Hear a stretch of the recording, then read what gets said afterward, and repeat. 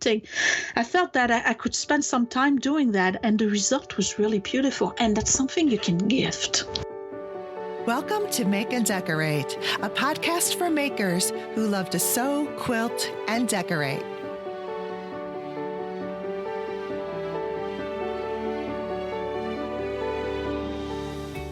Hello, everyone.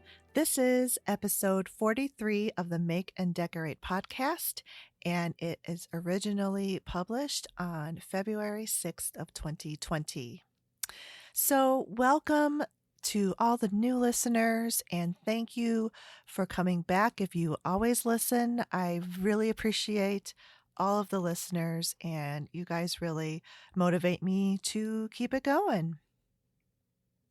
So we are already finished with the first week of February.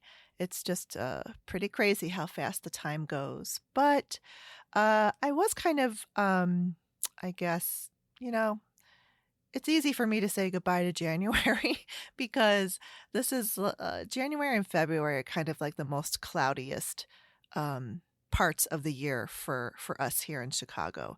And it has not disappointed because we have had the past 2 weeks of straight clouds, and not just clouds, but these clouds are low and heavy and dark gray throughout the entire day. So yeah, it's starting to get people a little stir crazy, but we've had over the weekend, actually on the big game Sunday, the sun did come out for a bit. So it was very nice to see that the sun still existed. So before we get started, I'd like to remind you to, I think you can only do this if you have the iTunes podcast app or on the computer, is to rate and review the Make and Decorate podcast. It's very helpful on that platform. And actually, I do look at the stats of the listens, downloads of the podcast, and a large majority of you guys are on the iPhone, iPad, Apple Watch, that platform. So a review would be absolutely be wonderful. And if you like this podcast, and if you don't have time to review it, just share it with another person. Share it with someone you think would like it as well. And another way that you can support this podcast is to become a patron on my Patreon page, the Make and Decorate Patreon page. When you subscribe, there's different levels, and you can choose which one you would like to subscribe to.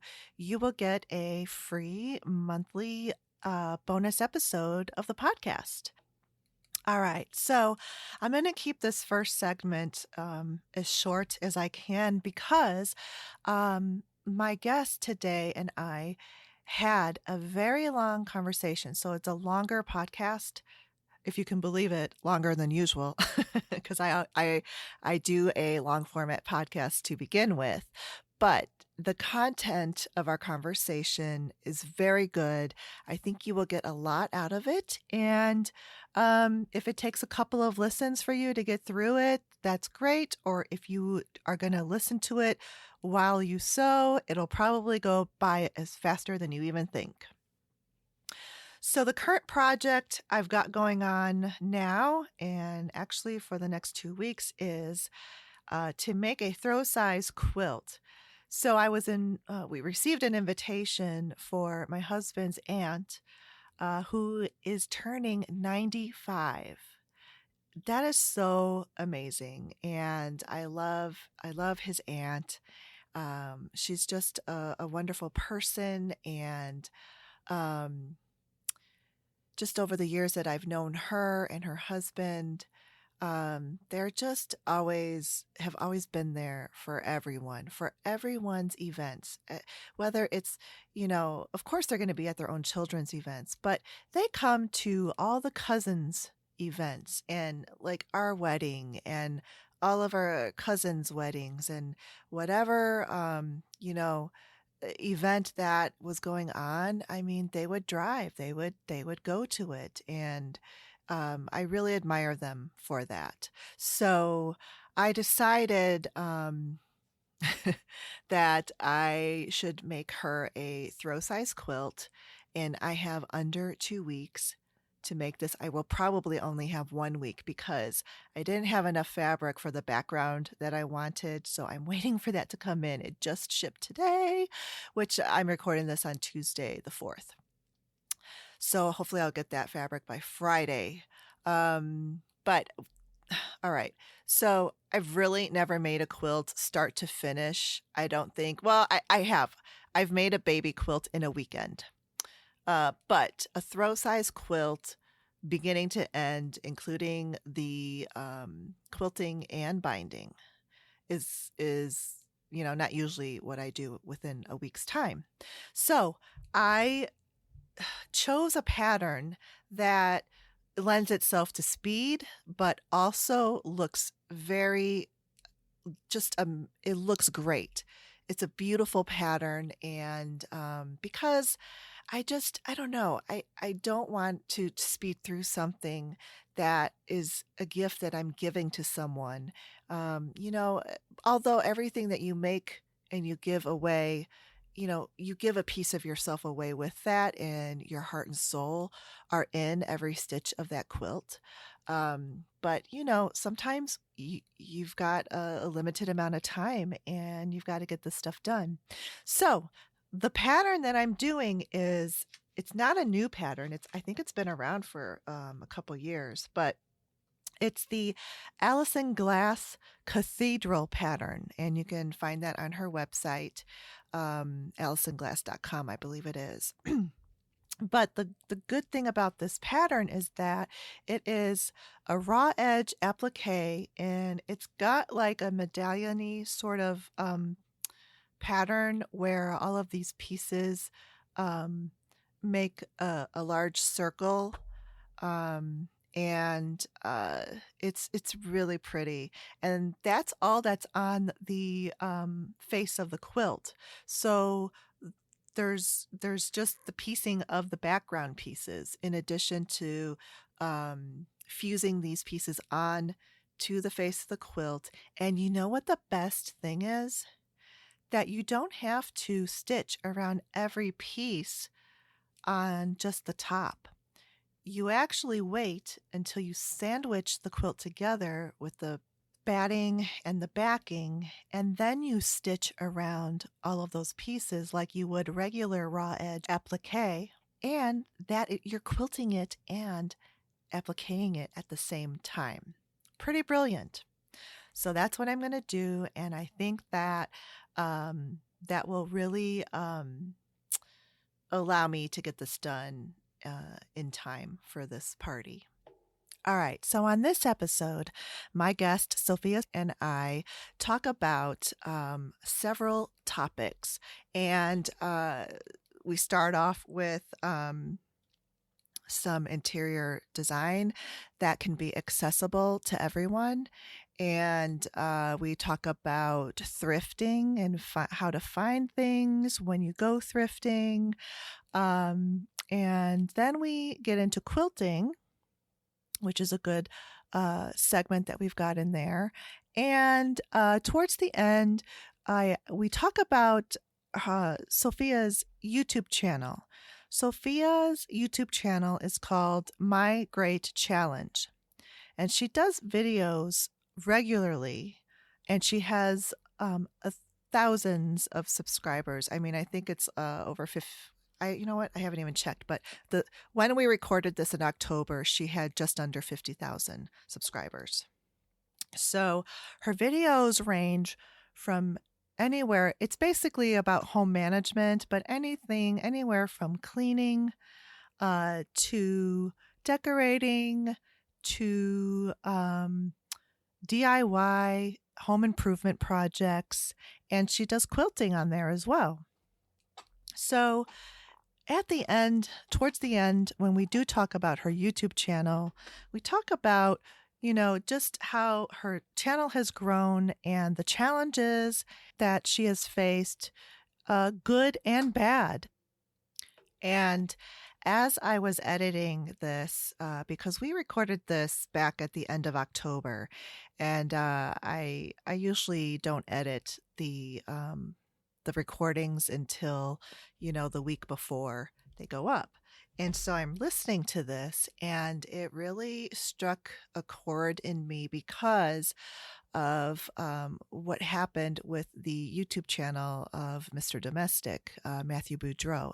And Matthew was a guest on my podcast last year, right around the same time. I think his episode is in February. So you can go back and listen to it. And if you don't know what happened with his channel, it had been hacked and closed down for several months, and he had to work really hard with YouTube and everything to get it back. So he documents it really well, and he just released a video last week with an update, and I'm so happy that he's back. And in his case, it wasn't just trolls, although there were trolls and negative comments, because I saw some of them when I watched some of his live events, but also someone hacked and stole his channel. It's just evil, pure evil. I don't understand what compels people to act like that. And I say all of this because Sophia has formal education in psychology, I think even focusing on criminal psychology. And what she had to share about this was very insightful and just gives us a different way to look at when we receive negativity, whatever it may be, and how to handle it, and how to not add fuel to the fire of just those few that try to stir up trouble.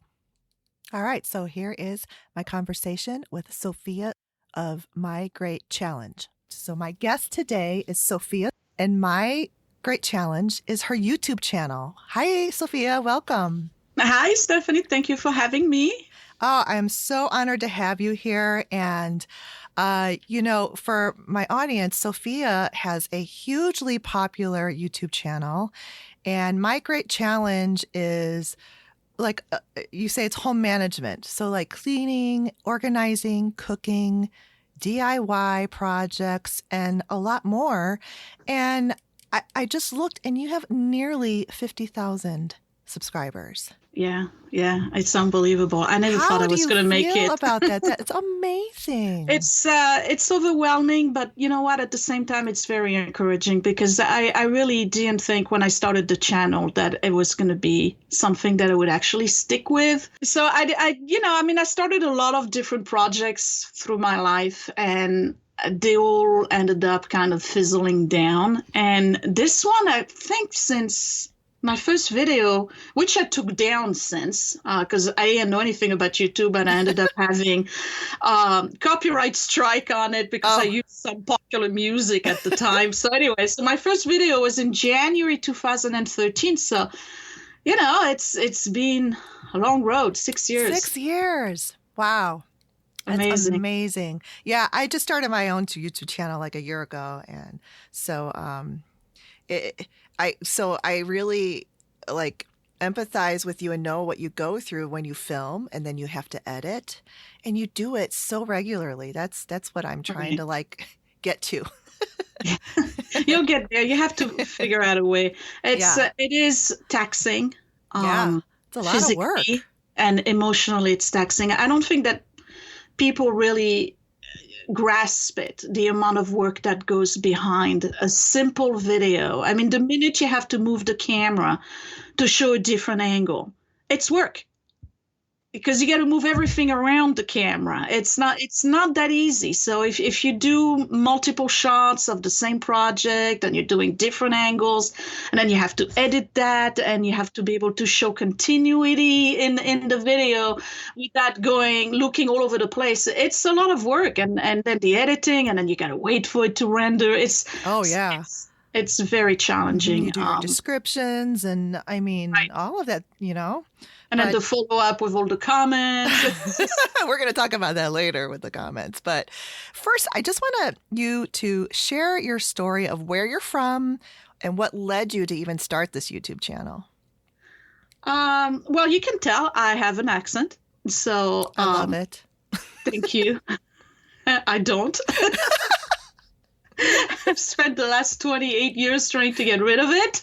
But I think I'm kind of like Arnold Schwarzenegger. It's like I'll be 70 years old and people will still hear the accent. It just will never go away. Because you know what it is? I come from France originally. I was born in France and raised there.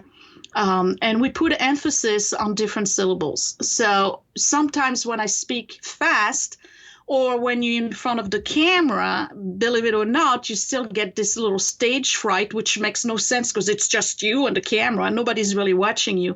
The accent comes out and I mispronounce words a lot. So I came to the US when I was 22. At the time, I was in film school in north of Paris. And I was doing my bachelor's degree in film. And I had this grandiose ideation that I was going to be a filmmaker. And against all odds, I was really convinced that I was going to be able to make blockbuster type movies, which is the antipode of what the French cinema is all about. So needless to say, I wasn't too popular in French film school. So I decided to do an exchange program and I came to Brooklyn College and I did and finished my bachelor's degree in film in an American university. And it turns out that it was pretty much the same thing over there. They were really not looking at Spielberg or James Cameron or any of these guys as being great cinematographer, which I think is a mistake on their part because they make pretty good money and they have very entertaining movies. So after finishing my bachelor's degree, I realized that, you know what, maybe I just like to watch the movies, not necessarily make them. So I decided to take a class in psychology, and that was it. I got hooked, and I took a second bachelor's in psychology. Then I went into criminal psychology and finished that and worked in corrections and all of this stuff. And then the YouTube started to be a pretty big platform. Like when YouTube started, people were watching, but it wasn't like something that everybody knew about. Like not everybody was watching YouTube. And then YouTube became popular, and like everybody else, I started watching YouTube, and I found myself watching or being drawn to channels that were talking about subjects that interested me. I've always been into attempts to being the perfect housewife, trying to manage a household. I've always struggled in those areas, whether it's cleaning routine, budgeting, putting a house together, having the children. I had this idea in my head that I needed to have the perfect American house that I grew up watching movies, American movies. You know, the perfect little green lawn in the front with the 2-car garage, and everybody's got a car, and the kitchen is always clean, and there's always fantastic meals, and she's looking great, you know. And I always aspired to that, and I thought this was a reality. So I looked for this type of videos on YouTube, and then it dawned on me that it was not real. It was fake. I watched a lot of videos where you would have this 26, 27-year-old girl living in some gorgeous mansion, everything white and gray and silver.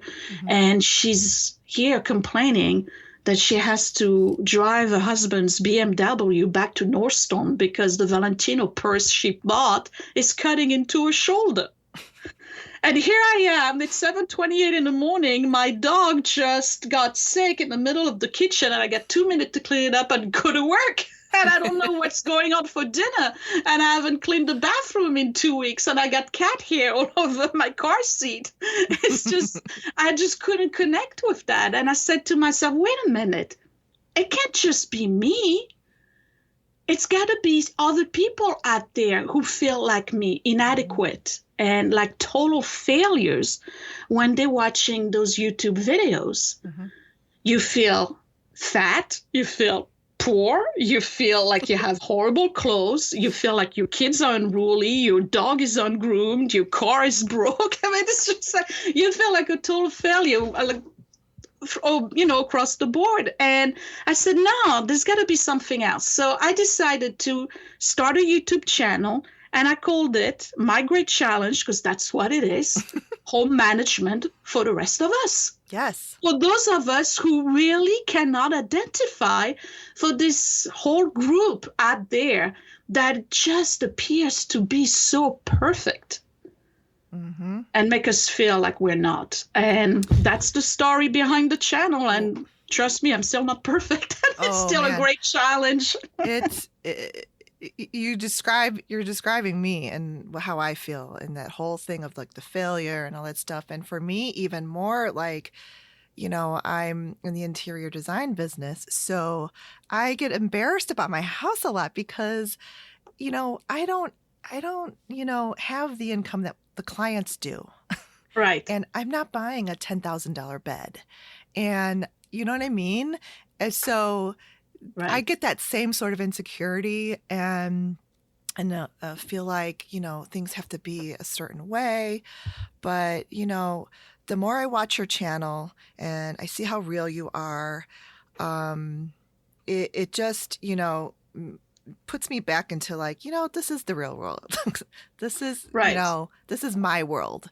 That's not my world. It's just, that's my work. And that's a whole nother dimension. It's pretty to look at, but it's not real. And it's not being managed by one person. Or if it is managed by one person, it's one person who really doesn't have anything else to do or worry in life. At least not at the level that we do. And I'm looking at the background behind you, and on your camera you can see the background behind me, and it's the same. You notice, so it's just a bunch of shelves with a ton of books. We don't know what really is there. I'm sure there's a couple of started project that was never finished. Mm-hmm.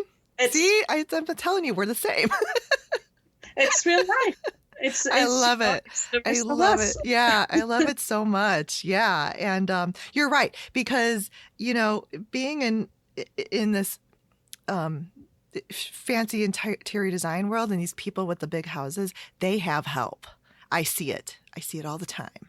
They all have the housekeepers that come more than once a week. Right. They even have their laundry done by them. They have whatever contractor at their disposal, and that's how things can be perfect all the time. Right. We have to do it ourselves. Like, if we want, like, for instance, you did a stair project, and it was amazing. I was amazed. So we'll get to that in a little bit, but you have a way of presenting everyday home management in a very real and doable way, and it's very inspiring for me. And I think with all of your subscribers, you inspire a vast majority of people.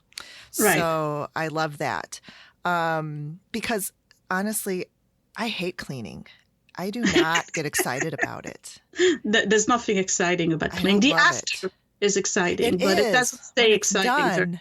When it's done, I feel like, oh, this is so nice. But just to get myself up to do it is like pulling teeth. And I am a procrastinator, and I would much rather quilt and sew than, tackle a deep cleaning project.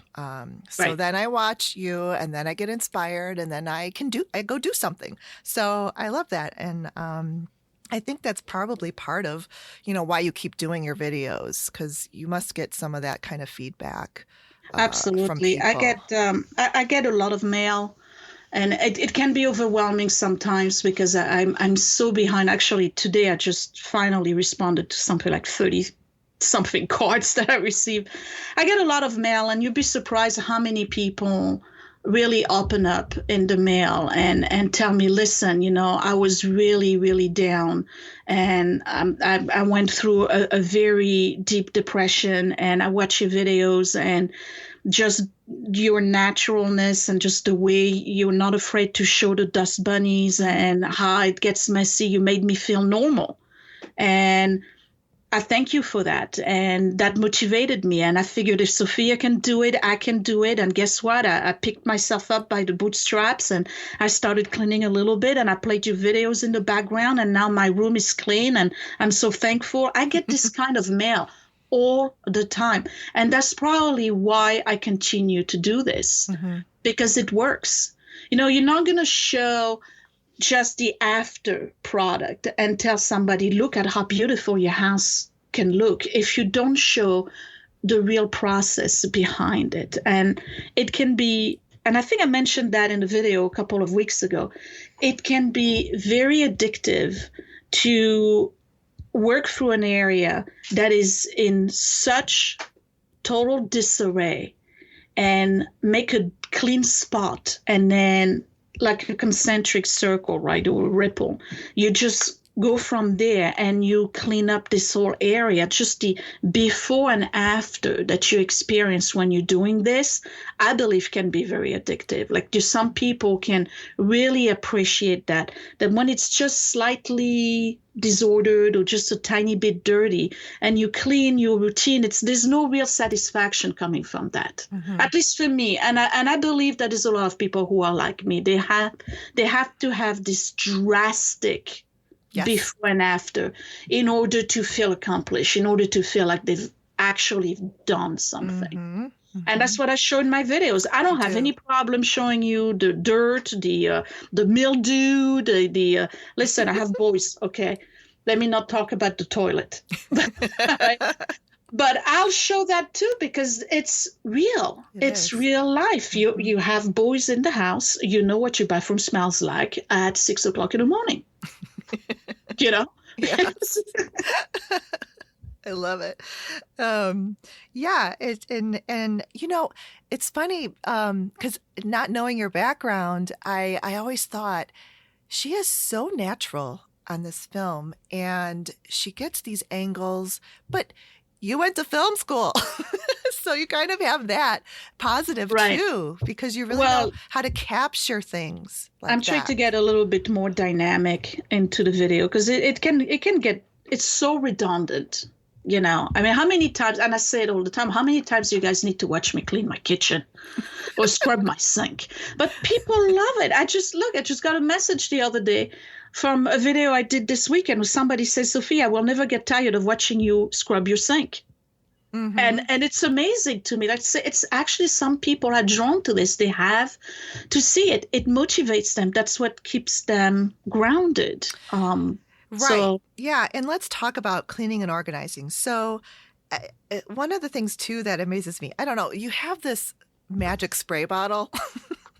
And it's not like it's, I don't know what it is. I don't know if it's your own mix or because it's just like a plain spray bottle. It doesn't have like a label or anything on it. You carry it around with you. It was on a video you did in your basement. You were cleaning the laundry room. And then you were just, I'm going to spray this and clean it. And I'm like, that's amazing. Like everything that you clean, like you are able to get it to sparkle. And that to me is like amazing. And I need to know like that magic. So, So what do I use? What do you use? Well, number one, you need to have really good microfiber. Not all microfiber cloth on the market are alike. Some of them are very good quality and some of them are cheap quality. And when you use a cheap cloth, you're going to get a so-so result. So the ones that I'm using, when you see me using the purple ones, they are from the Fly Lady. And they were sent to me actually by a subscriber named Gail. And I'm so ever thankful for her sending me those, because they are super heavy duty microfiber. It's you can see it in the fiber itself. It's very dense. When you look at the cloth and you kind of like try to open it up, you can't really see the little hooks of the little loops of the microfiber. Oh, okay. It's that dense. Okay. Yeah. So when you go over surface with it, it really takes everything off the surface. It doesn't leave any stain. It just removes everything. Oh. And for cleaning, I use my own mix, which has been on the internet forever now. You just basically take a spray bottle that you emptied out or that you finished, and you put about half of the bottle with warm water, the other half with white vinegar, and then a few squirts of Dawn detergent, the blue one, the one that cuts the grease. Cuts Just the a few grease. squirts, Yeah. right? And because the water is warm when you do that, and you don't shake the bottle, but when you move the bottle around, it will dissolve the Dawn, and then it doesn't reconstitute. It stays dissolved in the mixture, and that will remove everything. The water is for the liquid part. The white vinegar disinfects, and the Dawn really removes all of the grease that prints whatever. So that plus the microfiber, you can clean any surface. Wow. Yeah. Any I've surface. seen you do it, and I've been totally amazed. But I didn't know about that good microfiber. That makes sense. It really Yeah, you does. don't hesitate. I mean, we go to the dollar store all the time to buy cleaning tools. Don't buy high-end cleaning tools. That's something that I've learned over the years, because nothing compares. They last longer, they work better. Yeah, you're going to spend more money, but look how many times do you go to the dollar store to buy a sponge? And just buy a good one. Right. Yeah. And then furniture polish. So you have beautiful wood furniture, and I've seen you do your dining table, and that is also an amazing transformation. So I think it's the furniture. Is it the furniture polish that they sell in the grocery stores? It's like I have several ones. There's one that I like the most is lemon oil. Oh, that's right, lemon oil. Lemon oil, I think it's Wayman's lemon oil, but there's different ones. Lemon oil is great for furniture that doesn't have any varnish on it. So if you have, let's say, an antique piece that was passed down to you, and there's no polish on it, there's no polyurethane or any shellac or anything. The lemon oil is wonderful because it penetrates the wood, and that's one that I use on the dining room table that is now a coffee table that I have in my living room. That used to belong. It's a huge round table. Right, the huge round table that was cut down by Scott's step grandfather way back in the days. We're talking 1940, 1950. And that is wood that was never polished with a shellac or anything like this. So if I put the lemon oil on it, it really absorbs it. And I use that a lot during the winter months because that table is across from the fireplace and that will dry the wood. So I'm nourishing and moisturizing my wood with that. Now, the other one that I use a lot is Restore Finish. And that you can find at your hardware store. You may find it at more specialized cleaning supply stores, like I think Bed Bath & Beyond has it in the cleaning department. It comes in various colors. You have the neutral, there's a walnut, there's a cherry. So it has a tint to it. But this one is for furniture that already has a finish on it. And sometimes the shellac kind of like gets removed. You can see scratches or these areas where you had a water ring or something like that on it, and you put that on and it just gives it a very thin extra coat of that shellac basically. It doesn't last forever. It will eventually, as you wash and clean your table, it will eventually comes off, so you got to keep reapplying it every so often, maybe once a month, but it gives beautiful results. Oh, it's so beautiful. Your dining table was like new. It was like sparkling and polished, and it's a street find too. We're going to talk about that too later. That's pretty amazing. So, yeah, it's really cool because I learned certain, you have really good cleaning techniques and tips, and DIY projects. You just seem to be able to do anything. You do so many different types of DIY projects. like I talked about earlier, your basement stairs, and didn't you add like some molding to the walls up the stairs and I did that, and then the office makeover was something else too. oh, I If you don't know if I remember saw that. that one. No, Oh, I'm I gonna have to go completely back and gutted look. out the office and I You built did? in. I Wow. have built in, well, the bookcases that you see behind. There's a Yeah. bookcase that are built in that I built, and the See? counter where the computers are. I do a lot of stuff myself. Yeah. You do. Yeah. One, You're not because I'm afraid of cheap. tools. I'm not afraid of tool. I'm cheap, and I also don't have the funds. I mean, come on, we live paycheck to paycheck like everybody Mhm. else. When you got two kids, Yeah, it's but this is the inspiring part of what you do because, sometimes like when I don't have the funds, then it doesn't get done. And um then it's like it just looks like terrible and you're just like, "Oh, I wish I had the money." Well, you can do it. Like I watch you absolutely install the faucet. Well, my husband installs our faucet, so we can do that. But but I mean like the stairs, the basement stairs and the molding and stuff like that. So, and I have these old kitchen cabinets that really should be ripped out, but we can't. So I'm going to repaint them, but they look like boxes because the top is just straight across. So I right. watch you put in this molding and I'm like, I am going to put some molding on top of those cabinets. Yeah, you can totally do that. I Yeah. mean, there's so many things that you can do yourself that you Yeah. don't need a contractor for. Hmm. And I'm telling you, YouTube is a wonderful resource for things like this. If you want inspiration or if you want to learn how to do something, Hmm. go on YouTube, watch 10, 15, 20 videos. I'm telling you, there's going to be some guy out there who's going to show you exactly how to do it and bring the confidence that you're lacking when you're thinking about doing something yourself. Hmm. And I do a lot of trial and error too. And then it's the beauty of editing because you guys don't see me curse. No. when I do the projects, there's a lot of lapse of time that are not accounted for in the video. Like something that looks like it only took 2 hours may have actually taken the entire day because I had to rip something up. Oh, that's what I and then wondered start too. over. Yeah. Yeah. Oh, yeah, absolutely. I mean, come on. This is real life. Nobody's perfect. Sometimes the nail hits, a hard surface and it doesn't go through. Yeah, yeah. You and then your outdoor deck, you stained that, you power washed it and Yeah. stained it and Yeah, that was needed. Yeah. yeah, it's really cool and currently right now you're about to if when the weather gets better, you're repainting the columns in front of your house and Right. I Yes. did watch you spackle the wood. So yeah, it's just really cool. It's just like some of the stuff that, I may not know how to do that part. Like you do it. Like you spackle and you stand it and get ready to paint it and then it looks beautiful.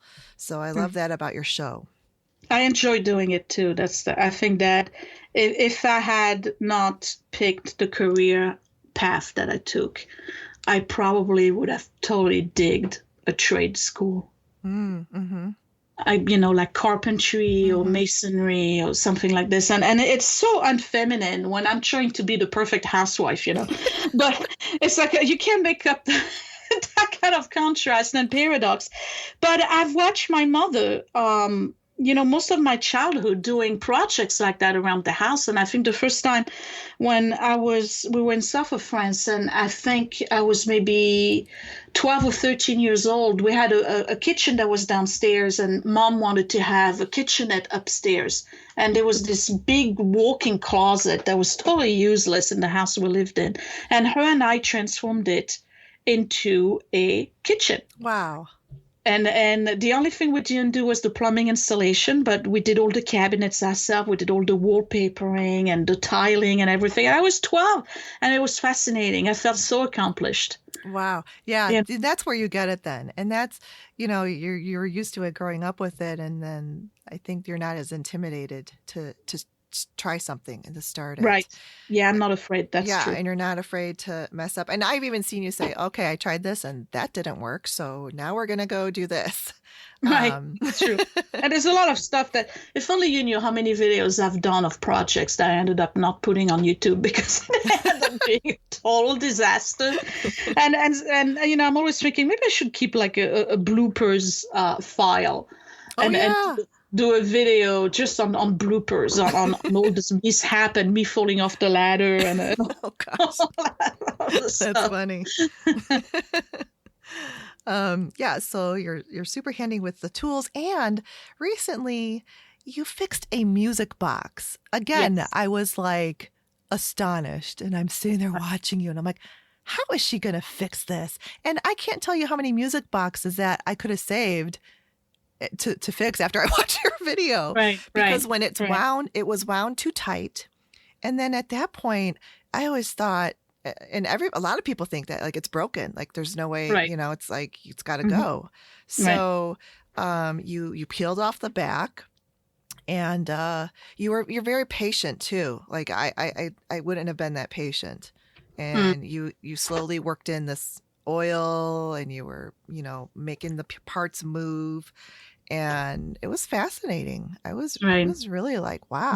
That's actually something that I knew how to do beforehand because I had music boxes when I was a kid, and I had a brother who was kind of heavy-handed, and he always overwound my boxes. So if I wanted a box that worked, I had to go and figure it out. And over time, I learned how to do it. But again, I'm getting a lot of comments of people who are so fascinated with that particular video, which I really didn't think was going to be a big deal. Like I thought that this video was going to have the lowest count in terms of views Oh, it's in the entire fascinating. series. But it's almost like 10,000 views right now, and it's like amazing to me. Right? And I have people telling me I'm going to Goodwill to buy a broken music box to see if I can fix it. I know. Because I we all kind of want wanted to a fix one sense too. of accomplishment. We all need to feel like adequate, like we can do something. Yes. Yes. Yeah, So, and absolutely. that's real. To me, that's very real. Like you can, and there's so much stuff out there that people throw away because they believe it's broken. Yes. And you can upcycle, you can give it a second life, you can incorporate it into something else. I mean, there's so many things you can use and reuse, even though the expiration date or they look like they've been dead for a long time. Yeah, that you do very, very well. Before we get to that, because that's a huge topic I want to hit, is the thrifting and the finding gems. But I want to touch on home deck. Right. So you've installed drapery, you've redecorated a lot of the rooms in your house with furniture finds from Facebook Marketplace, and accessories. And your decorating style to me is traditional, right? Would you say that? Yes. Yeah. Traditional, but also kind of eclectic because they really, Yeah. I mean, it's not picture perfect, but I think it's me. You do it really well. And I feel like it's also updated because it's not like that scary Victorian where it's so much stuff. You Right. find these key pieces, and you have a really good use for them. Like you got a curio. Recently you got a curio for your dining room, and you said you had been looking for that for a while. You know exactly what you wanted. Right. And I love that you use these pieces that people just discard now. Because we just got through a whole series, like in the past 10 years, I would say, where it's all about getting rid of stuff and everybody wants to be minimalist and they don't want to be burdened by their parents' belongings and everything. But let me tell you, eBay and Etsy would not be making or reaching the market that they are if people were not looking to buy back the childhood items that they've lost.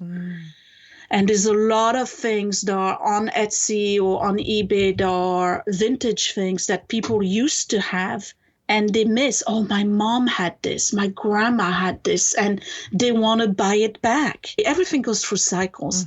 I really believe this is going to be reversed. I hope so, because it really is disheartening to me. And even being in that industry, seeing that heirloom furniture, and I have seen a lot of companies close down, a lot of like family owned companies that make this handmade artisan furniture because, people aren't buying it and they don't want the whole heirloom thing anymore.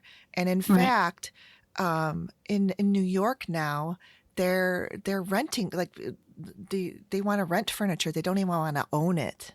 And Right. so I just don't quite grasp that because I think that heirloom furniture, first of all, it is so well made Right. from real materials, like real wood, Hmm. and it is constructed dovetail joints, like real craftsmanship Yeah, it's the level. real deal. It's the real deal, and compared to what's made today and sold, And it stands the test of the test of time. time, Yeah. and you can pass it down, Mm-hmm. and it carries memories and history, and you can't find that from particle board. Sorry. No, But no. this is, it's what we see today in the new generation is the disposable generation. They only want things for the moment, and then they'll change idea. And that's why I think that stores like TJ Maxx or even Home Goods are popular, because you can just flip your decor in one weekend if you want. If you're tired of the gray and pink, you can go and get all turquoise and orange, and they will have all of the decor you need, like in a box. And you just open the box and you put everything, in your living room, and voila, you have a totally different atmosphere. And people don't see value in a decor that just persists through time. Like, I remember when I was a kid, we would go to my aunt and my uncle in south of France, and their house never moved. It was exactly the same way on year 1 or year 15. Like, and I was going there from age 3 up until one of my cousins got married. So I had to be 19, 20 years old. And the clock was exactly the same way it was before on the mantle, flanked by the same 2 statues with the same plant in the corner, which of course was now huge. And it's just like the whole decor was just did not move through time at all. And I think that the new generations we're dealing with, they don't know what to do with that. They need this movement. They need dynamic, and they need that in their decor as well. So it's very fleeting. Nothing stays. And that's why they're okay with renting furniture. Because if you buy a piece, you're committed to keeping that piece. So what you got now? You're going to go from point A to point B. You move from one house to the other. Now Yeah. you got to carry that piece, and they don't want Yeah. that. They don't. Yeah. And it just kind of saddens me because then they have absolutely no idea of how to determine quality from Right. not quality. That's the downfall. Yeah, they don't know what's good. I mean, look at the piece that I have in my dining room. That was Scott's great great grandfather. He pretty much built that piece, and I don't think we can find a craftsman today that can reproduce this. Right. Yeah. Even if you go to Virginia, where they have all of the, the South Carolinas, where you have all of the furniture makers, the Bob Mackeys and all of that, I don't even think they have that quality furniture anymore. Right. Yeah. Because I mean, I used to work at a furniture store that used to have everything made on the East Coast, up and down, like even in New York, all the way down North Carolina. And then 6 years later, by the time, I left there, they started outsourcing all the dining chairs to China. And then they were having problems with the dining chairs finish matching the tables that were still made here. And it Right, just of did not make course. sense to me at all. And I was just like, oh man. Yeah, Oh. that's terrible. Mm-hmm. That's sad. So yeah, that I really appreciate with your home and how you have it decorated and how you make it just very welcoming and inviting. It feels very warm and inviting to me, and not sterile and cold, and like even Lived like in. yeah, lived in. Not like you can't touch anything. You cannot touch anything in Right. this room. I feel like you could walk into the room and sit down and And you're welcome to touch anything, because I love to talk about my stuff. right. So you can pick up anything and say, hey, what's the story behind this one?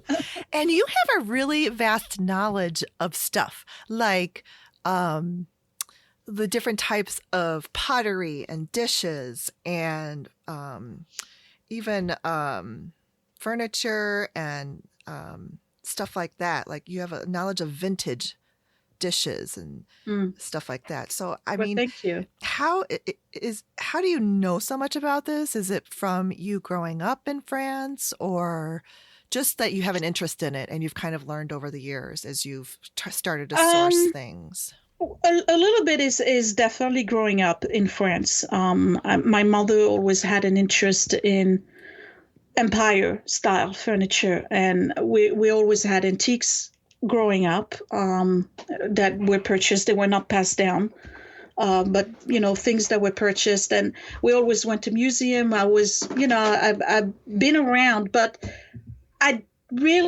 I can't say that I knew a lot about American furniture and decorative arts when I moved here. Okay. It's something that I picked up as an interest. And I have to tell you, not watching TV really helps, because I don't waste time watching TV. I nourish myself through books, videos. I go on YouTube a lot. I go on the internet a lot. And if I find something and I don't know anything about it, I will go and try to grasp as much knowledge about something. That's what I do. Yeah. Right. I So love it. over the years, you keep doing that, and then you end up having this encyclopedia in your head, and it's not all knowledge. You don't know everything, but you know a little bit about a lot. Mm-hmm.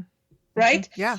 And it keeps growing and growing. Like, I don't think I know a lot about pottery, but because identification of marks is something that I still struggle with. Mm-hmm. But I've learned an appreciation through the years. Mm-hmm. I can distinguish a good piece from a so-so piece. Yes, you have a good eye. Yeah. Right. Yeah, definitely. And that's something that you practice. Mm-hmm. But china and crystal and decorative items have always been a passion of mine. I absolutely love china and I love crystal. And you can tell, because Lord knows I have too much of it. But yes, and I can tell. I would say I don't have enough, but that's my opinion. And the one pottery that I ended up learning about because of one of my clients collected it was French confit pots. And they are very, very expensive here. I don't know how expensive they are over there, but not at all.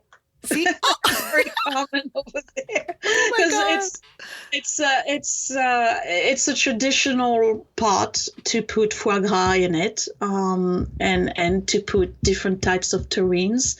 And I mean, it's like everything else. You have some that are pretty ancient, but it's a very common pottery, because it's a how could I describe it? It's an everyday object. Right. That's what I learned about it. It's like an everyday thing. And I'm like, how are these so expensive over here? But I guess because they're from France. And yeah, exactly. As soon as you put French label on something, which really makes no sense. It's not a big deal over there.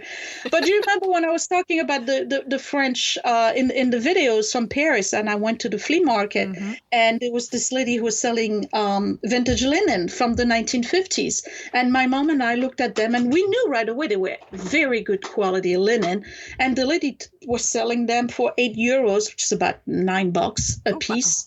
Wow. And she told us, American women come here all the time, and they buy them by the dozen, and they resell them on Etsy. I don't even know what Etsy is. And I'm told they sell them for like $34 a piece. And I said, well, you get on it. Yeah. And that's basically because it's French. I don't know. Mm-hmm. It's a dish towel. But it's a good one. Yeah, it's a good one. It's a good quality one. So let's talk about, because I'm very curious about this, because you do videos about, thrifting and finding these gems, not only for your home, but you have an Etsy shop called Frenchie and Tubby. Right. And I actually bought something for you because I love Delft ware, and you had this beautiful Delft base. Yes, I love it. I love it so much. I love blue and white dishes, like the china and stuff like that. And Delft is something that is still kind of accessible that I can collect, because like there's this German Meissen that is so expensive, and it's also blue and white, but it's gorgeous. So but it's nice. Yeah.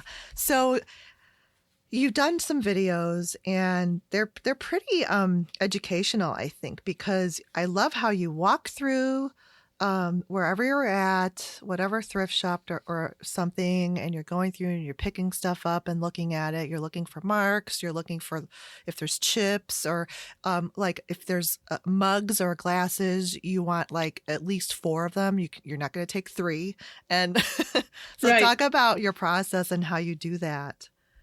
Well, I mean, this is fairly new to me, the purchasing for the purpose of reselling, the sourcing items to put on the shop. And that really came out of necessity because, as you know, my husband had lost his employment back in March. I was like, oh my God, what are we going to do? I got to put my talents to work. I figured, all right, let me see if I can challenge myself with this one. And I really embraced it. I was welcoming the challenge because I love my thrifting.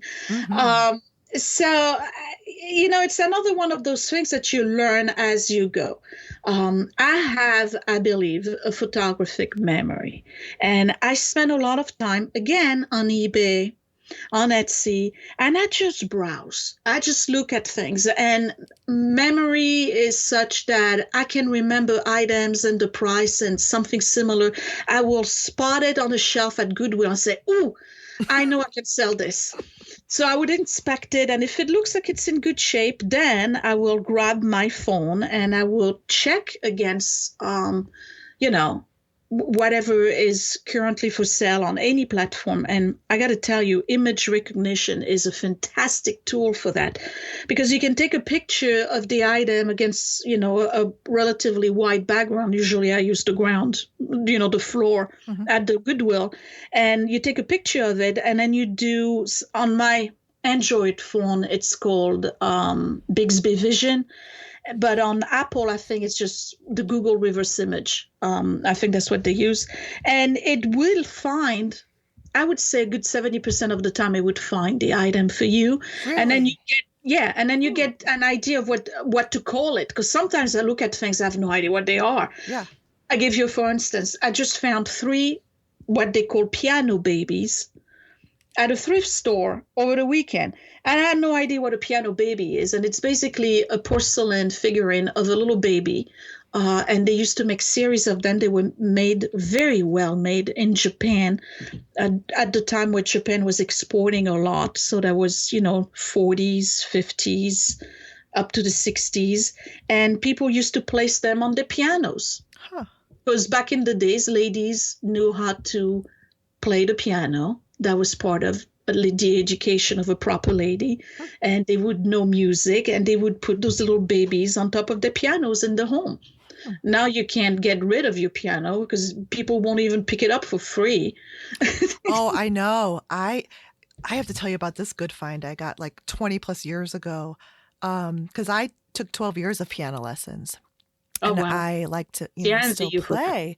So looking for just like a used piano, because, the ones in the stores are like $20,000 to $40,000. Well, I found a 1910 Becker Brothers upright grand. Wow. Beautiful carving in the wood on the front panel. And it was $300. Get out. I was like, he wasn't my husband yet, but I was like, I almost felt like I was getting away with something, and I was just like, let's go, let's do it. we're taking it. Did you get it? I got it. That's the piano I have. Wonderful. Yeah. But people don't know how to get rid of them. It's amazing. Like, you can find pianos for free. Yes. People will pay you to remove them from their house. And back in the days, it was like, what do you mean you don't have a piano? Yeah. And they're like, oh, it just takes up too much space. And I always, like, gives me heartbreak when like, if we're doing it in clients' home and they just like discard the piano like it's just a piece of trash. And I'm like, right. But it's beautiful. And sometimes they're like baby grands. Right. And people don't know what they have. They have no use for it. Yeah, I know. They don't. And that's, I'm like that when I see china and crystal in the trash, because, I pick trash too. I have no shame. Really. I live in an area where people just discard stuff. Sometimes I'm wondering, like, what are they thinking? And I don't know if you checked my Facebook page. last night, but we weren't doing our round. We do our rounds on Tuesday night, either north side or south side of my town or one town over. And I found an entire tea set from Slovenia in pristine condition, still in its original packaging and box. And it was on the sidewalk, and somebody had slightly opened it to see what was in there. Because, I'm not the only one picking the trash. Obviously, I must be inspiring others, or the other way around, whichever came first. And somebody saw that. It was like, nah, that's not for me. I come behind this guy, and I open it, and I'm like, are you kidding me? Dear food, what? And so I did some research on it.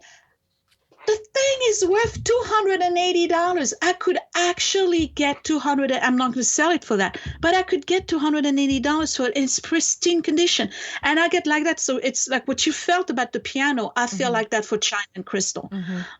It's amazing what people discard. Like they just don't see value. They don't care. They just look at something. For them, it's ugly. They don't want it. Yeah, I love the china too, and.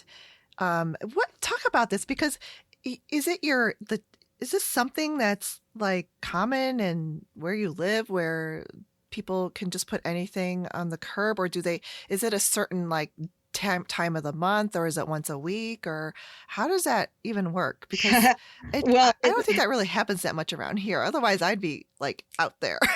Well, in Europe, we could talk about a little bit of history here. In Europe, it's called Monster Day. Okay. And it comes down from Middle Ages, where back in the days, we're talking 1100, 1200, 1300s, the nuns and the charitable works would go through towns and villages, and you would be allowed to discard of your baby or your child who was deformed, who was technically a monster.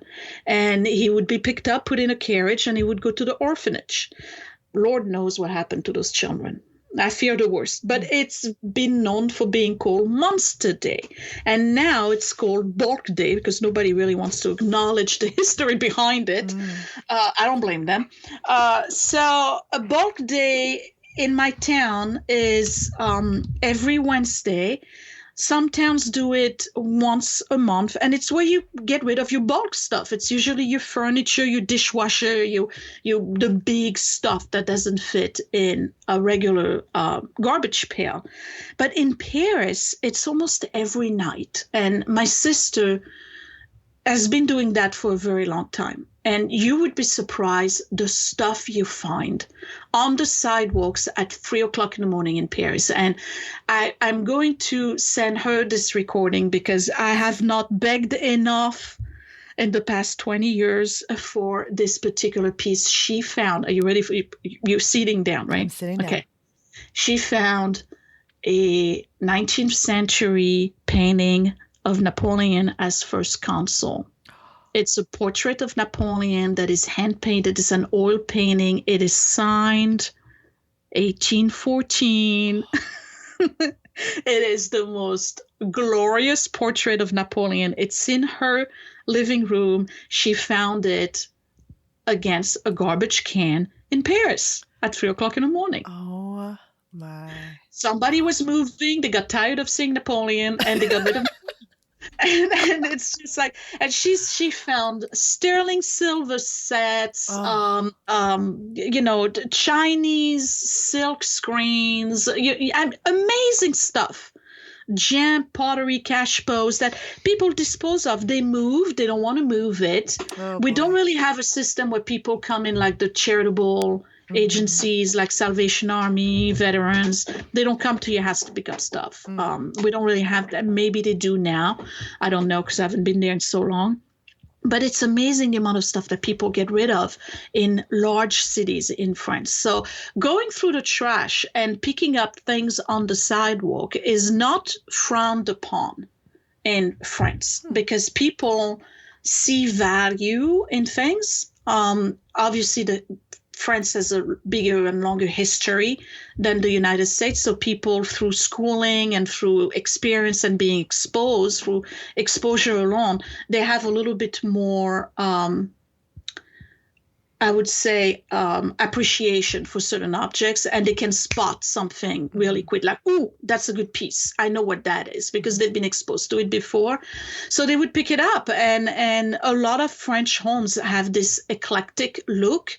That's a little bit of what you would see in my house, where you would have a piece of furniture from Victorian time next to a piece of furniture that's mid-century, and on top of it is some kind of crystal that is from even earlier times, and it's all mixed. It cohabits into this weird look that's very eclectic, but is so typical of what you would see in French homes. Like, we don't really go to a store and buy the whole living room set, where you buy the 2 sofas with the ottoman, with the coffee tables and the matching lamps. We don't do that in France. It doesn't really happen that way. People pick and choose what they want, and sometimes it doesn't match, and that's okay, because that's what you like. Yeah. Right? Yeah. So the picking up trash for me is kind of like, it's a treasure hunt. It's like you never know what you're gonna find. Oh my gosh. I'm doing it right now even. Like, I start getting more and more on the edge of my seat, and when I watch your videos and you're going through and you're finding this stuff. And like Barbie dolls, right? I was just going to talk about that. Yes. You found the vintage Barbie and Ken with their cases and the clothing, and and you knew it was valuable, and I loved it because you were so excited, and then you get me excited, and then actually it's not Ken, it's Dr.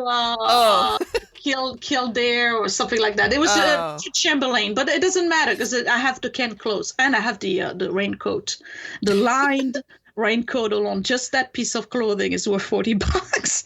But it's a 1958 Barbie, the bubble cut 1958 Barbie that still has the patent pending written on the back. It's written on a butt, on the right cheek. That's what it's stamped.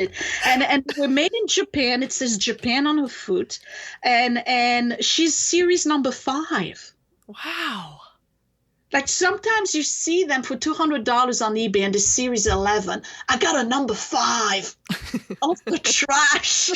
From the trash. Oh, it's so amazing. She does have green ear, because the earrings back then were made of brass, and if the little girl kept the earrings inside the doll, the brass would corrode, and it would give this green tint all over the plastic. And that, I have to be honest, is very difficult to remove. So I'm going to do a series where I'm probably going to ruin the doll, and everybody's going to kill me on the internet for ruining the doll. But I want to be very clear. I found it in the trash. Yes. It was going to the trash anyway. Okay. But I want to clean the clothes, and I want to press them, and I want to make reproduction of clothes, and I want my grandiose idea here is to sell it, clean it. There's a way of cleaning it with CLR, where you leave the CLR on the cotton pad on the stain, and you leave it on, and it takes about a month to get rid of that green. It's a very long process. So that doll, letting you know right now, folks who are listening, is not going to be up for sale until at least February or March. Just saying. So my idea here is to make some vintage clothes for it and just sell it as a full closet with the Barbie doll, with the accessories and everything, and make quite a bit of money, because people collect. They do, and yes, you threw it out, then I guess they either didn't care or didn't know what they were throwing away. Yeah, there are definitely people out there that collect Barbies. They know everything about every one of them, and so that's who's going to purchase this, and they're going to appreciate it. So that also can make you feel good too. It's a whole world out there. And again, I don't know much about Barbies. I've been looking at it, here and there, browsing the internet. Oh my goodness, it's a whole universe of Barbie collectors. And I mean, they go to they're great lengths. They're serious. Yeah. I've seen it. But I don't know that much about it either. But if I were to see that in the trash, I still would know there's value in it, because I know that there's people who collect that kind of stuff. So, that's pretty cool. 1958 Barbie and a midge. Yeah, and it's pretty cool because there's some stuff that it's just interesting, because I'm amazed, and I learn, like, what you, because there's stuff that you pass on, and I'm like, what was wrong with that? but you're like, that's not going to sell. I've had this in my shop and those didn't move. And, Right. Right. so, Yeah. yeah. Yeah, there's some stuff that doesn't sell. I mean, and sometimes I know it won't move because the price is going to be too high. Mm-hmm. And you have to take that into consideration too. I mean, the majority, I would say, of people who purchase from my Etsy shop are people who are coming from my YouTube channel, and I have to be considerate of that as well. I don't want to put up items that are like going to be $600, $700. Like, who am I kidding? I'm trying to be a normal, regular girl here, and I have a Etsy shop that's going to be luxury items like this. It doesn't compute to me. It's got to match. Okay. So I'm struggling in every aspect of my life. I'm trying to make an extra income, and I want people to enjoy stuff. Sometimes they purchase it because it's from me. Sometimes they purchase it because they had one. Sometimes they purchase it like the blue delf because you liked it. Oh, love it. Thank you for that purchase. But I don't want to seem like I'm greedy either, Yes, So yes. some items I know I could sell for a lot of money, and I'm just like, you know what, let me not bother with this. Well, yeah, and you're pretty transparent about that on your channel, and I admire that because you are fair. You sell things for, I think, a very fair price, and just because you could get a certain more higher price, you don't do that because I think you also want to sell it. And like you said, a lot of it's coming from your audience, but that, people will enjoy it and appreciate it. And it's not, I mean, it is about a source of income, of course. Right. But I think there's also sort of like this is going to a good home. Right. Well, and then, there's two methods in business. You can either do the slow dime or the fast nickel. So you can either sell a lot of things that are a nickel, or you can wait to sell 2 or 3 things are a dime. So it's about the quantity. Right now we're in a phase where we want to try to sell as much as we can to build a following and have an Etsy shop that has good standing in terms of the amount of items that it sells, because these are the Etsy shop that usually gets promoted on top of the page. And it's based on your ratings. It's based on the reviews. It's based on the number of items that you've sold. So if I put things out there that are staying in the shop for 7-8 months and I only have 2 sales, I'm going to remain an unknown in the world of Etsy. And that's not what I want to do. I want to really establish a shop, because that was always one of my dreams, was to have one of those little needful things type shop in, a mom and pop type little boutique in town. I'd love to do that. Oh, yeah. You would have the cutest little shop, too. It would be a cheese salon, too. So come and chit-chat with me, and I'll tell you, you need to know about piano babies.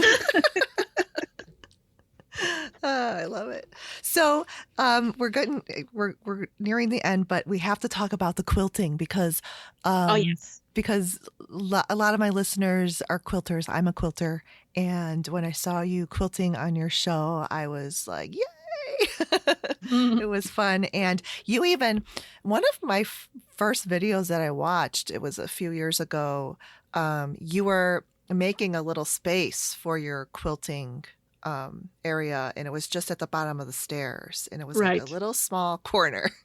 Right. And it's still there, yeah. Is that where it's still at? Because I feel like it's in a different space. It's in a different spot. It's still, no, I just moved the table the other way, but it's still there. That's the only space I have, really.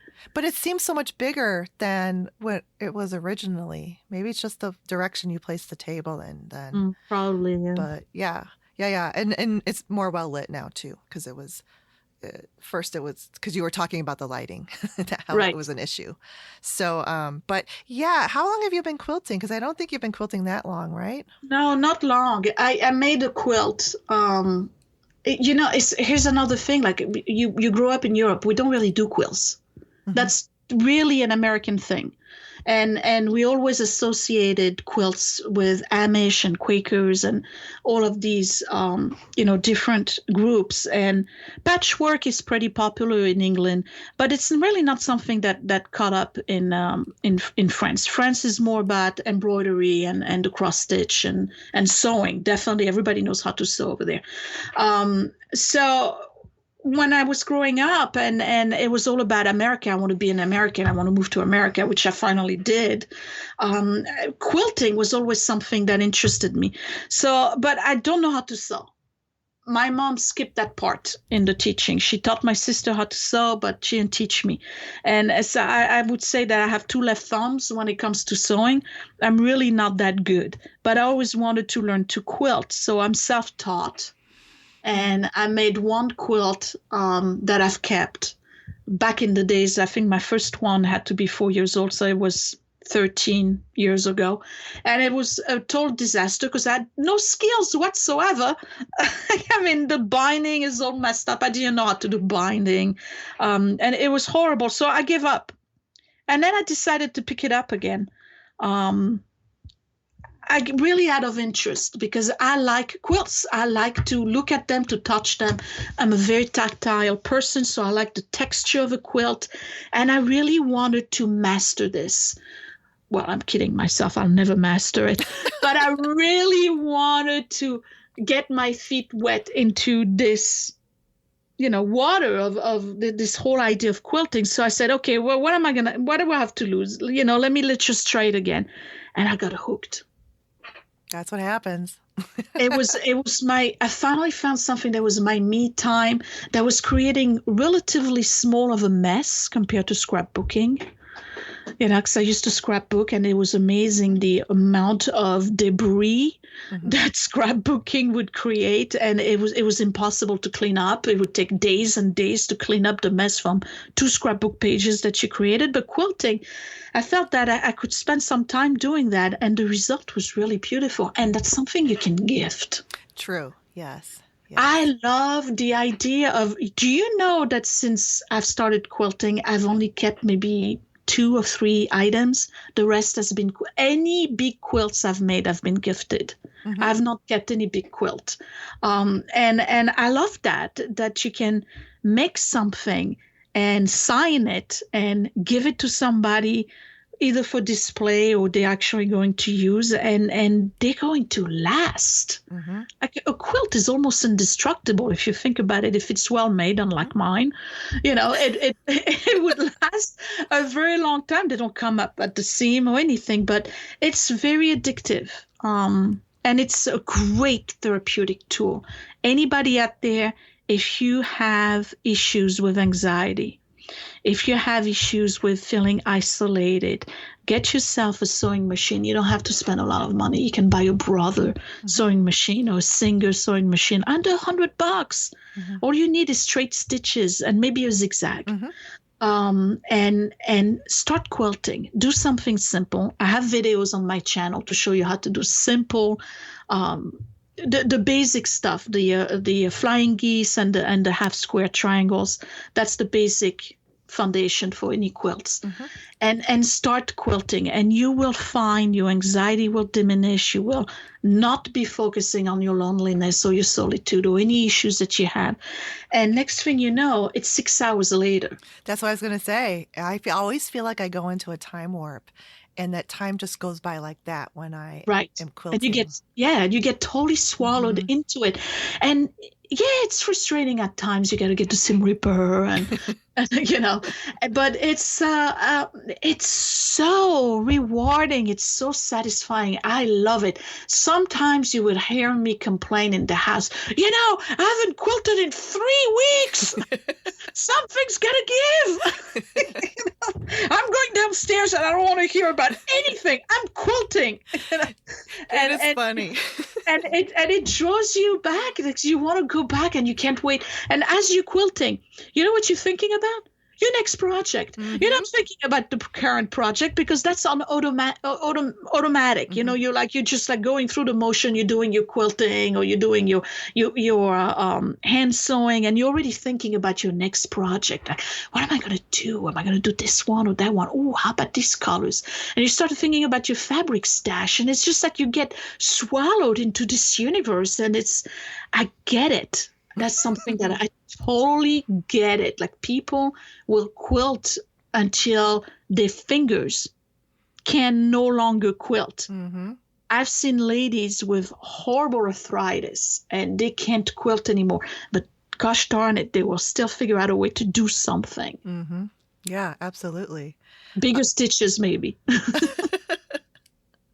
Well, yeah, and since they made these die cutting machines, they a lot of people with arthritis get those because absolutely. Scissors and rotary cutters hurt their hands, wrists, or arms, and even these die cutters are you press a button and they're electric and they go. I've got the little one that you crank through, but it's fun. And you can get the pre-cuts too. I mean, if you want to learn to quilt and you don't know, I have no problem telling people that buy a pre-cut quilt. And put it together. Yeah. You know, at least you'll get a feel for it. Right, Don't be a fabric snob. Don't be a pre-cut like, oh, I'm not going to do pre-cut. Do what it takes for you to learn and enjoy yourself. It's a hobby. It's a craft. There's no rules on how it has to be done. Right. And even if it's a pre-cut or it's a quilt kit, it's still like made by you and right. Yeah. Absolutely. I agree. Right. Yeah, absolutely. And there was one quilt that you showed, and I think it was for your father-in-law, but it was very patriotic. Oh, yes. The quilt of valor. Yeah. That was a challenge, that quilt, because I wanted to learn a skill that I had not acquired yet. And it's directional fabric. Ah, okay. And some of the triangles in that quilt, it's actually, if anybody is a quilter out there, it's a galaxy quilt. And if you're a quilter, you know which one I'm talking about. It's got like all these stars, and it makes those circles that are really not circles, but it's just the way the fabric is positioned. It feels like it's circles, almost like the Olympic rings with stars in it. And I picked a fabric that had little American flags, but the little banners, and they pointed in a specific direction. And I needed all of them, regardless of where they were positioned in the quilt, to have the flag going down. So I had to learn to cut directional fabric, meaning like everything had to be cut where the flag would go down. So it didn't matter if it was a sideways triangle going left or a sideways triangle going right, or a triangle that was upside down or downward. The flag always had to look the same way. And let me tell you, did I waste a lot of fabric learning the process, but I got it. And now my next quilt, if it has directional fabric, I'll know how to do it. Every quilt that you make is a learning experience. It's amazing how from one quilt to another you acquire a new set of skills that doesn't get lost with that quilt. You carry it on to the next quilt. And that's what I love about it, is that every quilt that you make is going to get better and better and better. And that's really does. Yeah, it does. And you're right, because quilting is, that's what I love about it. It's always challenging and you're always learning. And I always want to learn forever. Just, I want to soak up all the knowledge and the experience and to make things. I'm a maker.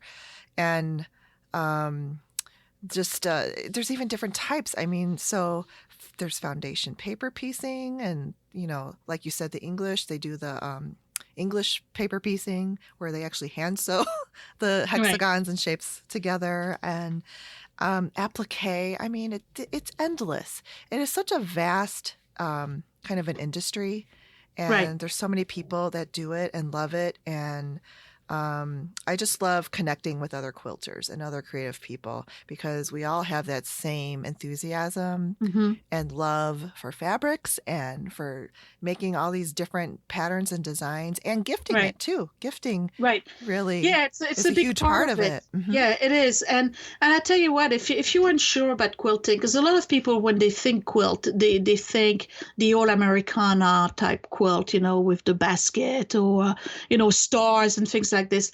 Check out on the internet where the next quilt show is in your area. And just out of curiosity, go see a quilt show. And you're going to be amazed by not just the craftsmanship in regular traditional American patchwork type, but also all of the appliqué work and then the art quilts.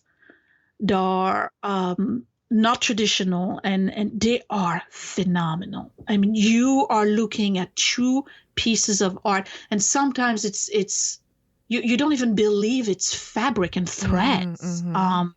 They recreate entire nature sceneries out of tiny little pieces of fabric and with embroidery over it. And it's just amazing. And if you are not inspired to try to at least pick up a needle and thread and put two pieces of fabric together, I don't know what else would do it, because you can only be in awe and inspired when you go to a quilt show. I mean, I feel so little when I go to a quilt show. I feel like there's no way ever that I'm going to get to this level. But you come out of it motivated because we all buy stuff when we go there. So of course we have ideas of what we're going to do next, but it's go to a quilt show, really. Check it out. Go see what they have and what it's about, because it's not just old ladies around a table putting pieces of fabric together in powdered blue and old pink colors. Oh no, there's such beautiful fabrics out today and colors and different styles. So yeah, I'm glad that you're a quilter. It makes me happy when I see you do your quilting, and it is therapeutic, I think, for everyone. Oh yes, yes, definitely very for therapeutic. me. Mm-hmm. For And sure. and I'll say it again. If you suffer from anxiety, this is really the one coping skill that will be your biggest ally. Mm-hmm. You will find that all of your anxiety, all of your triggers, all of that will disappear if you pick up on quilting. Mm-hmm. Much more so than any other hobby and crafts that I've picked in the past. Quilting is I think, probably the most therapeutic of all of the crafts and hobbies out there. Yeah, I agree, because I actually do have anxiety, and I don't like huge groups of people, and I'm an introvert, so it's a perfect, thing for me to do, right? Because it's very relaxing. It is while being challenging at the same time. Right. All right. So, just in closing, I wanted to ask you, how is the growth of your channel impacted your life, good and bad? All right, good. I am in absolute awe at the impact that I have made on people in general. I'm just out there doing videos. Some of them I'm aware are silly. Some of them are just like, what was I thinking? And some of them I'm aware are very inspiring. And that's usually the cleaning videos, what we call motivational time-lapse cleaning videos. People seem to like those a lot. To my dismay, because I hate cleaning. But anyway, I'll continue. See, I would never know that about you, that you hate it, because I really hate cleaning. I hate cleaning. You can tell that's what the house gets. And listen, over the years, I've pushed myself so much to try to figure out a routine. And sometimes I'm figuring, why don't I just come up with my own system? Mm-hmm. Because I've tried everybody else's system. And I know there's a lot of people who are like me. There's got to be a system that I can put together that would work for people like me. So maybe that's what's the next step with my channel. You never know. We'll call it My Great Challenge, the true art of cleaning for slobs like Sophia.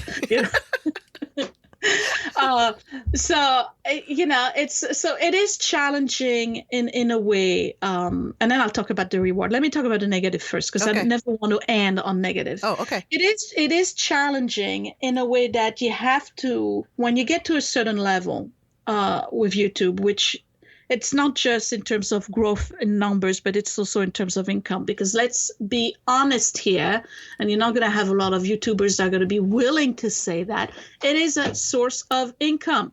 Okay, we continue to do it because it's a source of income, and also a fun thing. I mean, you have to be into it. Obviously, if you feel like you're a slave to it, it's going to transpire in your videos. I think that people are going to see that you're only doing it for content or whatever. But it's challenging in terms of finding fresh new content. And that's one of the reasons why I'm really happy that I've got this Etsy thing going on right now, because I can do a whole side of the channel that is, of course I'm doing the quilting, but I can do other things and new things to add and build on the content. Because I really believe that after a while, people will be tired of watching me clean my sink, even though they're not complaining yet. But eventually people are going to be like, how many times am I going to watch you clean, So it is challenging. And then there's the few far in between complaints that you receive through, messages and through letters and through comments, which I'm real quick to get rid of at this point. You're always going to have the haters, the sour people out there that it doesn't matter what you put out. And I know who they are, Usually, I put a video out, and within 3 seconds of the video being out on YouTube and publicized, there's already a thumbs down. Give me a break. You didn't watch any of the video. I didn't even finish saying, hi, guys, this is Sophia from my great thumbs down. Okay, so I know who you are. You're putting a thumbs down because you don't like me. But what do you watch me if you don't like me? Right. See, that's a bit of TV. I don't have cable TV for 2.5 years now. Why? Because I didn't like it. I didn't like what was on it. I didn't like the news. I didn't like the shows. I didn't like any of it. I was being bored beyond tears. Nothing was interesting. It was all fluff. I stopped watching it. Mm-hmm. So you're gonna get to a point when you reach, I think once you reach about 10,000 subscribers, for all the new YouTubers out there, you will see that once you reach 10,000 subscribers, the haters and the trolls are going to start coming out, and they will attack you. And they usually, I gotta be honest, they're usually women, and they always attack you on things that women get hurt by. Your weight, your skin, your hair, your nails, and the state of your house, because that's all they know. And they will say horrible things about your weight, your skin, your hair, your makeup, your clothes, and the state of your house. And they will do that relentlessly until you eventually communicate with them. And that's what they want. They want you to have a dialogue with them. They want a reaction. They want a reaction. And if you don't give it to them, then they get emboldened. And now they start attacking you on all sorts of other things. They attack you about your relationship. They attack you about the kind of person you must be at work, the kind of person you must be. And they won't stop. They just continue to do that. So there's only one cure for all of this. Delete the comments. Delete. Yeah. There's a very easy tool on YouTube. It's you hide the person from other users. So they feel justified. They feel satisfied. They go and they put their little comment out there. And the comment is basically out there, but the rest of the users on YouTube can't see the comment. Yeah. So you just do that. But it's time consuming because that's all I do all day long. I'm constantly monitoring comments. Like, what is it now? Oh, yeah, I got a big zit on my chin. Oh, yeah, okay. All right. What else do you have? Really? I just finished making a cobbler. That's all you got to talk about is the state of my skin. Okay. But you're not going to help that. It's your public figure. People are not everybody is going to buy into it. You're not going to satisfy 100% of the audience. So I had a supervisor once who told me, hey, if half of them hate you and half of them love you, you're doing your job. So think I'm doing my job. I'm okay with that. So that's one of the challenges is looking for good content that is not repetitive. That can be very difficult. And then dealing with the haters and the trolls, because they're not going away. New ones will come behind them, and that's okay. You got to be thick-skinned. Let me tell you, if you're insecure, maybe YouTube's not for you. Because they will catch, they're predators, these people. They will profile you really fast. They will know exactly what to say. But it had to be jarring when those first started to come in for you, and just to see, like, I mean, sometimes I just think, like, I didn't even know that, like, people like this existed that could be so vile and full of hatred. Because haters is like a phrase that we use. Oh, the haters, but it's hate, and for what reason? I don't get it. Well, misery loves company, right? Right. And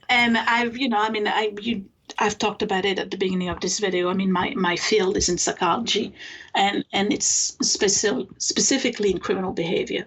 I'm not saying these people are criminals, but what I'm saying is that there's a mob effect. Mm-hmm. That if you're unhappy with something and you can find somebody to co-sign your comment, then you found a new family. And these people gather around the same stuff, and they complain about the same stuff, and they feel like they have this sense of belonging. And it's part of Abraham Maslow's hierarchy of needs. Once you get past the shelter and the food and the family, you have this sense of belonging. So sometimes people have a sense of belonging, like you and I, where we have our quilting groups, and that's these are our folks. They are peeps. They make us happy. And then some people, unfortunately, their sense of belonging comes from being part of a group of haters, of bullies, of people who love to hate somebody together. That's how they get their high. And it's I'm not going to say it's shallow, but it's definitely very maladaptive, because if you think about it, they're spending an inordinate amount of time hating on several people at the same time, and they're not really aware of what it's doing to their own well-being, and how at the end of the day, you've spent 2 hours hating somebody or other people or a group of people, and it's negativity, and that's got to pay a toll on your heart, on it's sap. How does new energy not sapped at the end of the day from all of this negativity? I don't know how you manage, because I'm pretty tired at the end of the day, and that's without hate. So I don't know how you do it. Like, how do you go to bed at night, like, with all this hate-filled life of yours, So, but I understand the behavior. I get it. It's a mob mentality. I totally get it. So my position is I'm going to ignore it. But the minute, and I want to be very clear, the minute you're going to insult or attack my children, now Mama Bear's coming out, and now we got a problem. Because that's a big no for me. Like, if you're going to start making for comments anyone, about who would do that? You're just not right.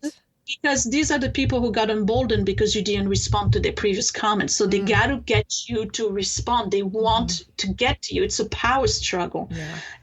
But if you're going to attack my kids, now we got a problem. Mm-hmm. Yeah. Now I'm going to come to you. Now you're going to get it, because that's the part of Sophia that's the ghetto Sophia that people don't know. Because there's a ghetto Sophia out there too. You don't spend 15 years of your life working corrections without having some kind of ghetto in you.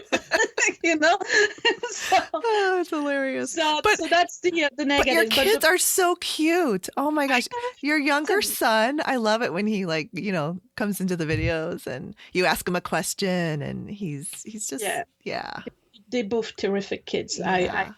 I have to say I'm blessed. Mm-hmm. They are super bright and super smart. I mean, Edward is a cerebral type kid. I mean, his level of intelligence we surpass my husband and I combined. I mean, he's been like this since day one. Willie is not as analytical, but man, is he quick on his feet, this kid. Oof.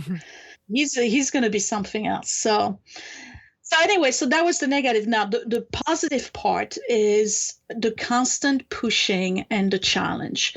I love that part about being on YouTube, that what am I going to do next, and thinking about the next video, thinking about the next project. And I'm already, just like when what I was talking about with the quilting, when you're finishing a quilt and you're already thinking about your next quilt. When I'm doing a video, sometimes I'm thinking about what am I going to do for the next video and what the next project, and that's what's keeping me alive. And I love the interaction. So yeah, it's true. There's a very small percentage of people who don't like the videos and who are mean and insulting and bullying. And you may not be aware of it because I spent a huge amount of time getting rid of the comments. But if you look at the thumbs down and thumbs up as, let's say, a snapshot, you may see something like 1,200 thumbs up and 13 thumbs down. So I'm not going to worry about the 13, but the 1,200 plus all of the comments, man, what a group of amazing people I have supporting my channel. Love what I do. They feel like they're part of my family because they've watched my kids grow on YouTube for the past 6 years. They've watched me grow, literally physically grow in size and shrink and grow and shrink, right? So I'm horizontally challenged a lot. And so they watch me grow.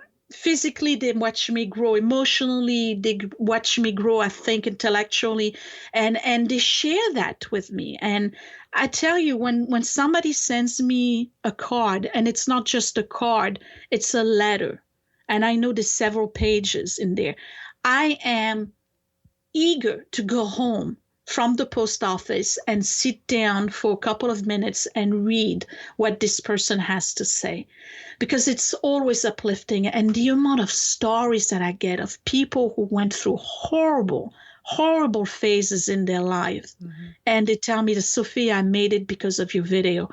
Oh, like, what do you say to that? Like, what do you mean you made it because of my video? All I do is clean. And they just found a message. They found something uplifting, and that's the reward. And for me, that's why I'm going to continue to do YouTube. It's for these folks out there, because I owe it to them. Like, you made it through thick and thin. You made it through horrible parts at times through your lives, because I was there with you, and now I'm going to abandon you? I don't think so. I'm going to stick around. That's great. I'm glad you are going to stick around. And, you know, I've scrolled through some of your comments. You have a lot of comments too. I don't even know how you keep up with that, because I can't. It's just, it's so much. On average, if you look at a video, on average, I get about maybe 300 comments within the first 24 hours. Wow. And then a year later, you can add another 1,000 of those comments. And I just can't. There's not enough time in the day for me to respond to all the comments. Sometimes I'm aware that I may respond to a comment in a way that seems to be curt and very short. But understand, I got 300 other people I need to respond to. And sometimes the comment is just going to be, thank you. Right. Because that's all I can say in the moment, you know. And I don't want to sound that like I don't have time for folks. I want to have time. But I work full time. I have the side job. I have YouTube. The comments, when I get to them, I can only maybe do 10% of all of the comments are on the videos. And I get it. Some YouTubers get to a certain levels and they just disconnect the comment. Yeah, I've seen that. They do that. You can no longer comment because they know they cannot answer all of the comments. And it's not that we're ignoring people. We physically cannot answer all of the comments. Just like around Christmas time, I have between 400 and 500 Christmas cards I receive around the holidays. Wow. And I respond to all of them. Wow. But I have people who send me messages through Facebook, because you can no longer do instant messaging through the YouTube community tab. And they're like, you know, I really wish you would take the time to respond to my card. And it's way past Christmas now, and I didn't get a Christmas card from you. I'm like, girl, you're like a 380 here. You know? But you will get your card. It's just you may get it like January 15th. I'm sorry.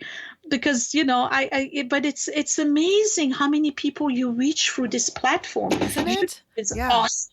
I love YouTube. I do too. I really, really do. And, you know, your channel popped up in my recommendations because I don't really go searching for cleaning videos. And the first video I saw was of you cleaning your kitchen. And you know, my most popular video is probably the type of video I will never do again. It's got over 1 million views. And it's the video where I compare the real Michael Kors bag versus the fake one. Yeah. I got over 1 million views on this video. Are you kidding me? But it's my most popular video. And I will never do a video like this again because, first of all, I don't have the means to, nor the interest to go buy a high-end bag again and compare it to a fake one. Yeah. But it's just amazing, like the kind of stuff that people are drawn to. I mean, you think somebody has it on YouTube. Mm-hmm. There's a video about everything. That's so true. Except Corningware. I'm going to have to start doing Corningware videos because there's not enough of those. Yes. You know, you were making that cobbler and you had the Corningware on the open flame. And I was like, whoa, what is she doing? And then here I go on my phone and I'm looking up Corningware and I found that the older Corningware, yes, you could do that, and it was made out of a porcelain.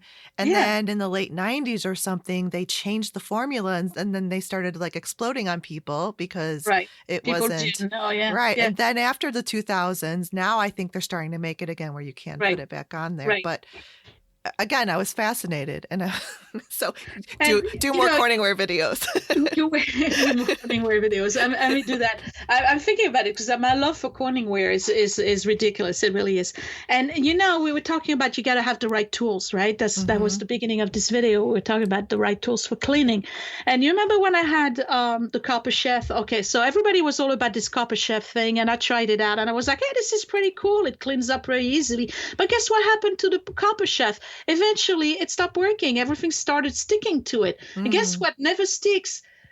Corningware. It doesn't matter how old it is. Corningware will never stick. It will stay the same, brand new, like it was day one, 30 years later.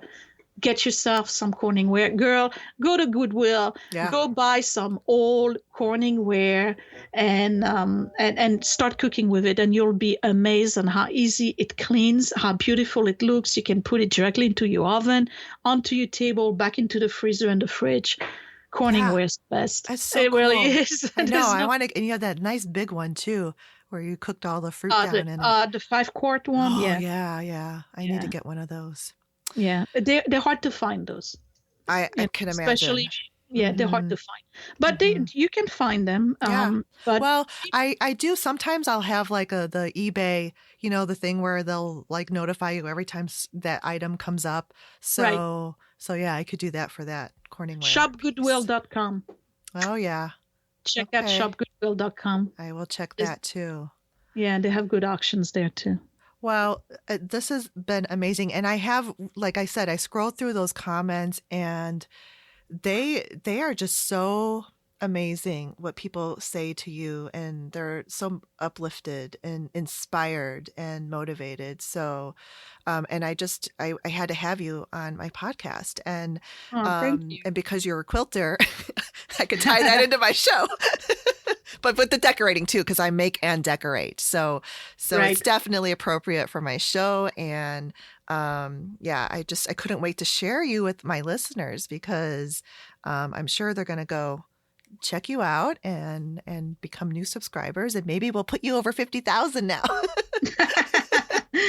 Well, you probably already will be there anyway by January, so maybe. Yeah, actually, I may, because if you look at the social blade and all that other stuff, the analytics, But it's, you know what? It's not about the number. It's about the experience. You know, if I only had 10,000 subscribers, but I was getting the feedback I'm getting today, I would get so encouraged to continue. I mean, people restored faith in humanity, really. through my YouTube because I'm trying, all I'm doing is being me. There's no fakery at all. Like what you see is what you get. It's like I'm so real because I'll talk about the worst aspects of my life. Like I don't have any problem talking about, my bouts of cystic acne and my weight gain. Like, by the way, I regained all 13 pounds I lost since August, and you probably saw that in the last video. But that's my life. That's who I am. It's and it's real. It's real. It's the struggle that most people have. And I think that's why it makes the channel popular, because people identify with this imperfection.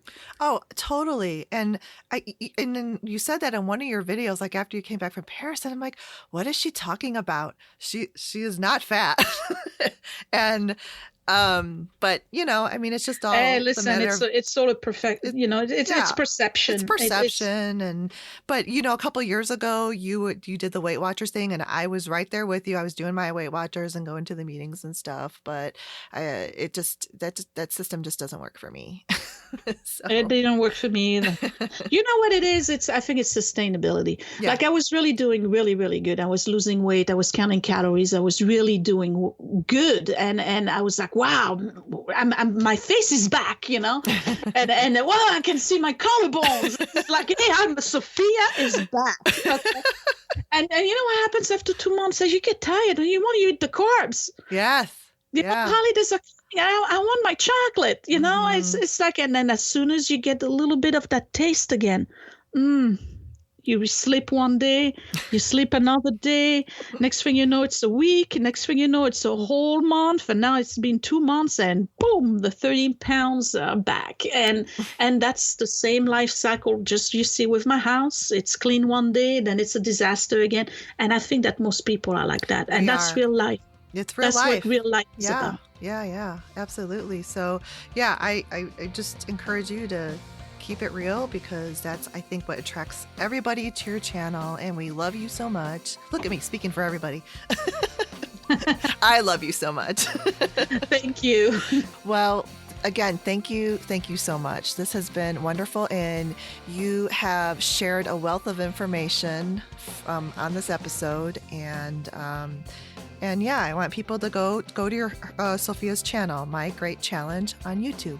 And I'll put links in the show notes too. Great. All right. Thanks. Thanks, Stephanie.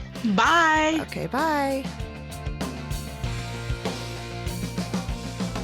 Thanks for listening to the Make and Decorate podcast. The podcast is produced, recorded, and edited by Stephanie Socha. Until next time, have a great day. Bye.